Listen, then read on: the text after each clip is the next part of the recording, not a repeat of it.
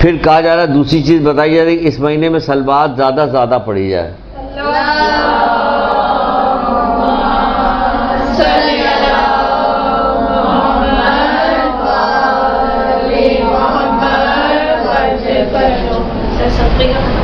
جی صدقے ختم کیا رشتے داروں کو جو صدقہ دے رہا ہے نیکی کی صورت میں کسی بھی صورت اس کے لیے نیت کرنا ضروری ہے. تو آپ جاری تو نیت تو خود ہی ہو گئی. نیت کے لیے زبان سے کہنا ضروری نہیں ہوتا. نیت جو ہوتی ہے اندر اندر ہوتی ہے دماغ میں. مثال کے طور ہم وضو کرنے کے لیے جا رہے ہیں, آپ وضو کرنے کے لیے جا رہے ہیں کہ کسی آپ پوچھا کہاں جا رہی ہو, تو آپ نے نیت تو نہیں کہ میں وضو کرنے جا رہی ہوں, فوراً آپ نے کہا وضو کرنے جا رہی ہوں. مصلی کی طرف جائے کہ کہاں جا رہے ہو, میں نماز پڑھنے جا رہی ہوں. کہا تو نہیں آپ نے کہ نماز پڑھنے جا رہی. تو یہ نیت جو ہے اندر ہوتی ہے, زبان سے کہنے کی ضرورت نہیں ہوتی, نیت اندر ہوتی. نیت میں فطور ہے, کیسے پتہ چلا؟ اس نے کچھ کہا تھا آپ سے؟ کچھ بھی نہیں کہا تھا, لیکن آپ نے اس کی حرکت سکنات سے پہچان لیا کہ نیت اس کی اچھی نہیں ہے.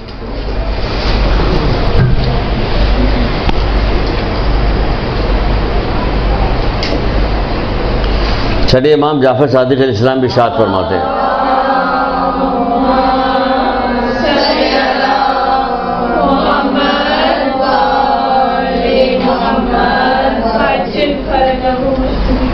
آپ نے اس سے فرمایا, ایک آدمی جو امام جعفر صادق علیہ السلام کی خدمت میں بیٹھا ہوا تھا, آپ نے اس سے فرمایا کہ میں تجھے ایسی چیز بتاتا ہوں کہ آتش جہنم سے حفظ امان میں تو رہے گا, اللہ تجھے آتش جہنم سے حفظ امان میں رکھے گا. تو اس نے پوچھا مولا وہ کیا چیز ہے؟ تو آپ نے فرمایا کہ نماز صبح کے بعد 100 دفعہ درود کا پڑھنا. نماز صبح کے بعد 100 دفعہ درود کا پڑھنا کیا ہے, تمہیں آتش جہنم سے حفظ و امان میں یہ رکھے گا. صبح کے وقت آپ عادت ڈالیے. تو اب بوڑھی تو نہیں ہو گئی کہ آپ کہیے گا اب تو ہماری عادت نہیں بدل سکتی. آپ تو ابھی کم سن ہیں تو آپ عادت ڈال سکتی ہیں, بنا سکتی ہیں. بہت ساری بری چیز کی عادت بن جاتی, کہاں چھوڑتا آپ دیکھے چھوڑتا, کتنی بھی ڈانٹتے رہو عادت تو عادت ہی رہتی ہے نا. ہاں بیٹا سمجھ تو گئی ہوگی یہ کیا کہہ رہے ہیں ہم. اچھا, جیسے کہ مجھے بہت درد بھرا واقعہ لگتا ہے, لیکن یہ کتنے فائدے مند ہے. ایک ماں نے اپنی بیٹی کو خواب میں دیکھا, شاید کبھی سنایا ہو. خواب میں اس نے دیکھا کہ وہ عذاب میں مبتلا ہے, اس کی بیٹی کے انتقال اس نے دیکھا عذاب میں مبتلا, اس کی آنکھ کھل گئی, صبح ہوئی اور کئی دن تک مسلسل بہت پریشان گریا و زاری میں بے چین رہی.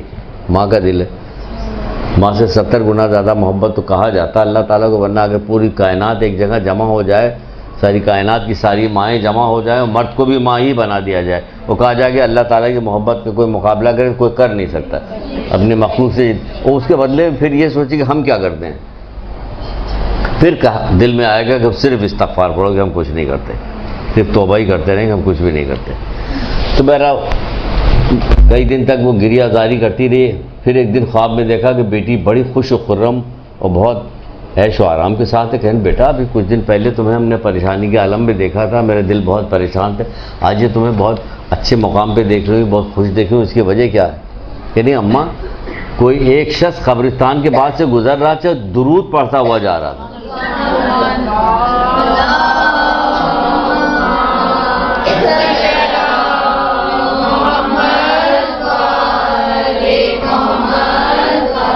تو اس کی وجہ سے سارے قبرستان والوں کے جو ہوتے عذاب ٹل گیا پر, اور یہ نعمتیں ہمیں سب کو مل گئی.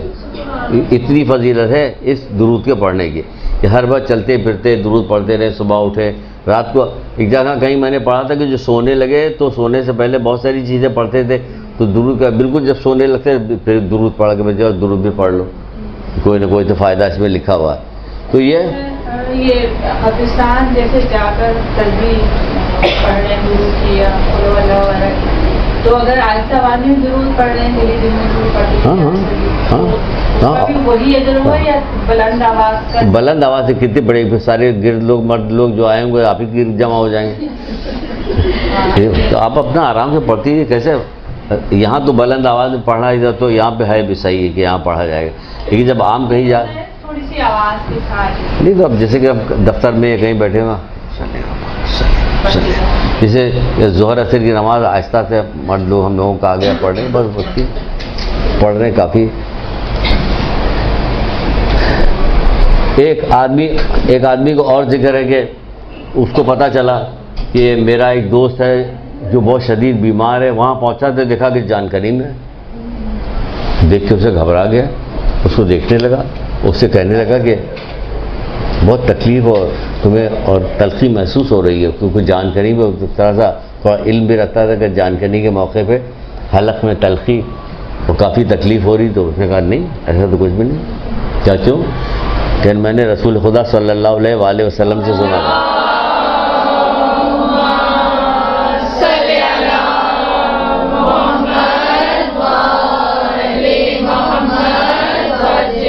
کس موقع پہ فائدہ پہنچا رہا درود، ذرا دیکھیے گا کس موقع پہ۔ ارد گرد تمام عزیز رشتہ دار سب موجود ہے، ہاتھ مل رہے ہوتے ہیں، گریا کر رہے ہوتے ہیں اور گھبرا رہے ہوتے ہیں، سب کچھ کر رہے ہیں لیکن کچھ کر نہیں سکتے۔ دیکھیے یہاں پہ دیکھیے کہ کس موقع پہ یہ فائدہ پہنچ رہا ہے۔ تو اس نے کہا کہ میں نے رسول خدا صلی اللہ علیہ وآلہ وسلم سے سنا تھا کہ جو شخص بھی مجھ پر زیادہ سے زیادہ صلوات بھیجے گا وہ جان کنی کی تکلیف و تلخی سے امان میں رہے گا۔ تو میں نے پوری زندگی زیادہ سے زیادہ اللہ کے رسول پہ درود پڑھتا رہا، تو اس وجہ سے میں اس وقت بالکل تم کو جو ہے مطمئن نظر آ رہا ہوں گا۔ تو میرے مطمئن ہونے کا سبب سمجھ تو گئے ہو گئے، یعنی سمجھ کے کیا سمجھ گئے؟ اس لیے کہ میں درود پڑھتا زیادہ زیادہ، تو جو زیادہ سے زیادہ درود پڑھتا تو کیا ہوگا؟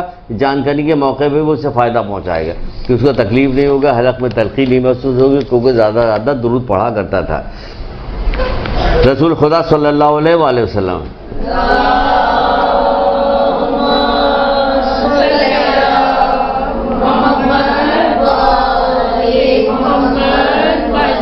آپ فرماتے ہیں کہ جو شخص بھی مجھ پر 1000 مرتبہ صلوات بھیجے گا اسے وقت موت اس کو اس وقت تک موت نہیں آئے گی جب تک وہ جنت کی خوشخبری نہ سن لے۔ اس کو جب تک جنت کی خوشخبری نہیں ملے گی اس کو موت نہیں آئے گی، اس وقت تک اسے موت نہیں آئے گی جب تک جنت کی خوشخبری نہ سن لے، جو 1000 دفعہ پڑھے۔ ہاں روزہ نا، کیا ہوا؟ پیدائش کے دن سے لے کے مرتے وقت تک 1000 دفعہ ہو چکا ہوں یہ اتنا، یعنی دن میں ایک دفعہ درود پڑھے روزانہ۔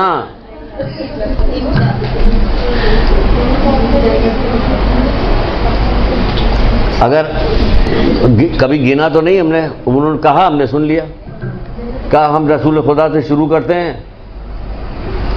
درود کی تسبیح پڑھنا ان سے لے کے، اور پتہ نہیں کس کا نام لیتے، کہا میں نے کہتے تو بھائی 2500-3000 4000 کے قریب ہو رہی کہ ہاں پڑھتے کہ روزانہ، کہ ہاں روزانہ۔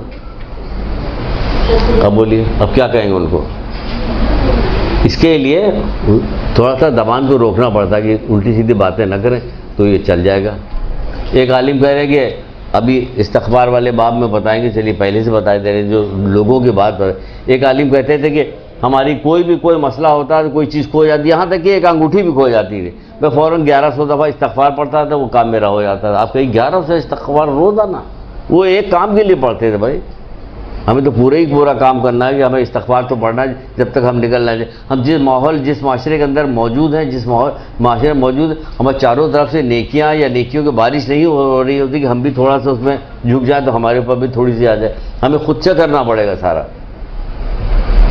صبح شام ہمیں استغفار پڑھنی پڑے گی، درود پڑھنا پڑے گا، ہمیں مسلسل صدقہ دینا پڑے گا، ہمیں یہ سب کام کرنا پڑے گا۔ آگے چلتے ہیں، ابھی بتاتے ہیں کیا ہے۔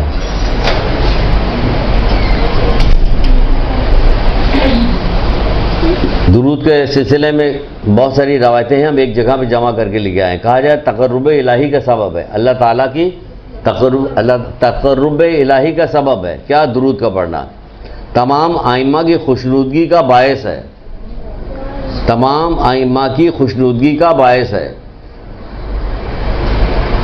دنیا آخرت میں کامیابی کا موجب ہے، دنیا آخرت میں کامیابی کا موجب ہے، تمام ائمہ کی خوشنودگی کا باعث ہے، دنیا آخرت میں کامیابی کا باعث ہے، عذاب قبر سے دوری کا باعث ہے۔ چلیے صدقہ بھی دے رہے ہیں اور درود میں پڑھے تو اب عذاب قبر تو آئے گا ہی نہیں۔ عذاب قبر سے دوری کا باعث ہے، قبر میں روشنی کا باعث ہے، قبر میں روشنی کا باعث ہے، فشار قبر کے برطرفی کا باعث ہے، یعنی فشار قبر نہیں ہوگا، جو زیادہ زیادہ درود پڑھے گا وہ فشار قبر بھی اس کو نہیں ہوگا. ملک الموت کی خوشنودگی کا باعث ہے. چلیے یہ بھی راضی ہو گئے. ملک الموت کی خوشنودگی کا باعث ہے.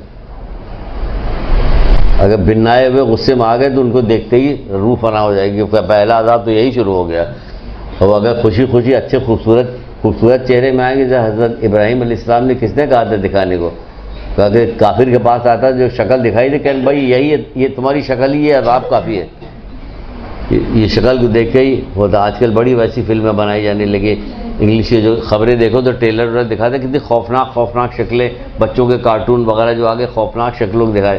تو جو ان کو ملنے والا وہ ابھی سے بنانا شروع کر دیا ان کو. تو تم لوگ جو کر رہے ہو اسی شکل میں آئیں گے تمہاری روح قبض کرنے کے لیے. بے فکر رہو. تو ملک الموت کی خوشخبری کا باعث ہے، خوشنودگی کا باعث ہے. رضوان جنت کی خوشنودگی کا باعث ہے. سبحان اللہ، رضوان جنت کی بھی خوشنودگی کا باعث ہے. اعمال کی پاکیزگی کا باعث ہے. کیا؟ درود. اعمال کی پاکیزگی کا باعث ہے. میزان عمل کے بھاری ہونے کا موجب ہے. میزان عمل کے بھاری ہونے کا موجب ہے. پل صراط کو عبور کرنے کا باعث ہے. کیا؟ پڑھیے پھر.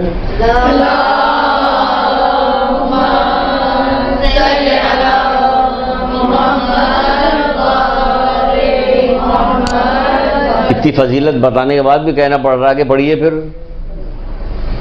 بھائی تمہیں تو ہر میں پڑھنا چاہیے تھا.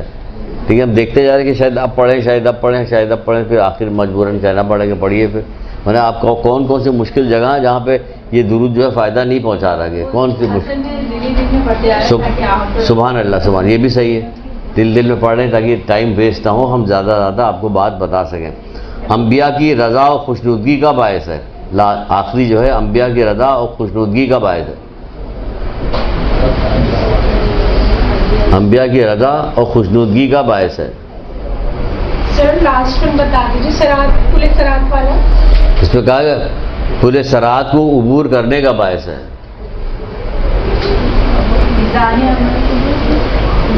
میزان عمل کو بھاری کرنے کا باعث ہے.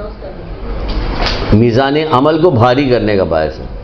اس کے اندر آپ کو ایک کتاب ہے شیخ عباس قمی کی، منازل آخرت، مرنے کے بعد کیا ہوگا. اس میں بھی ہے میزان عمل کو بھاری کرنے کی چیزوں میں. اس میں خوش اخلاقی بھی ہے اور درود بھی ہے. دو چیزیں ہیں. مجھے سب سے پہلے درود ہی پتا تھا، خوش اخلاقی نہیں پتا تھا، لیکن جب بعد میں اس کو پڑھا تو میں نے کہا اس میں سے دونوں چیزیں، خوش اخلاقی بھی اور درود بھی، کہ درود سے میزان عمل بھاری ہوگا. کوئی چھوٹی میزان عمل میں جب پہنچے گا وہاں پہ کوئی چھوٹی موٹی بات نہیں ہوگی کہ اعمال تولے جا رہے ہیں، دل جو ہے حلق میں دھڑک رہا ہوگا کہ اب اگر پلہ ہلکا ہو گیا تو کیا ہو گیا، بھاری ہو گیا تو کیا ہوگا، خوف سے برا حشر ہوگا، کیا ہوگا.